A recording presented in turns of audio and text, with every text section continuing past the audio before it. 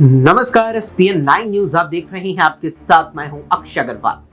लोकसभा चुनावों के नतीजे बीते मंगलवार की 4 जून को जब जाहिर हुए तो भारतीय जनता पार्टी को बीते 2 आम चुनावों की तुलना में बड़ा झटका लगा। जहां भाजपा 2014 में 282 सीटें जीतकर पूर्ण बहुमत पाने में कामयाब रही, वहीं 2019 में 303 सीटें जीत करके सबसे बड़ी पार्टी एक बार फिर से बनी। लेकिन अब की बार भाजपा सबसे बड़ी पार्टी तो दोबारा से बन गई, लेकिन बहुमत का आंकड़ा पार कर पाने में नाकामयाब रही। ऐसे में भाजपा को अगर बिहार में देखा जाए तो 5 सीटों का नुकसान हुआ, वहीं इंडिया गठबंधन के सामने एनडीए को इस बार 10 सीटों का नुकसान हुआ। वहीं 10 सीटों में काराकाट सीट भी शामिल रही, जहां से बीजेपी के सहयोगी दल के मुखिया उपेंद्र कुशवाहा, आरएलएम के प्रमुख उपेंद्र कुशवाहा ने काराकाट से चुनाव लड़ा और इंडी गठबंधन के प्रत्याशी राजा राम मोहन से उन्हें हार का सामना भी करना पड़ा। इसके बाद अब उपेंद्र कुशवाहा का बड़ा बयान सामने आया है। उपेंद्र कुशवाहा साफ तौर पर कहते नजर आए हैं कि मैंने हमेशा से ही काराकाट की जनता के लिए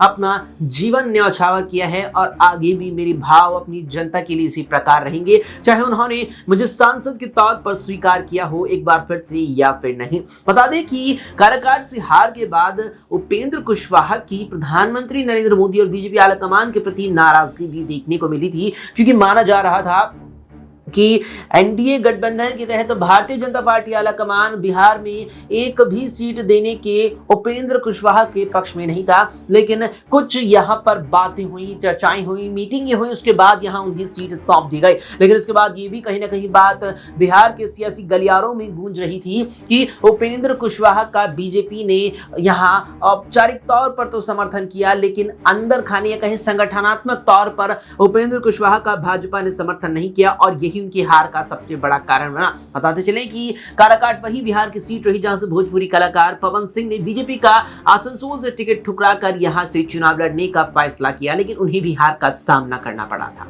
फिलहाल के लिए इतना ही। देश दुनिया की तमाम खबरों के लिए देखते रहें एसपीएन 9 न्यूज।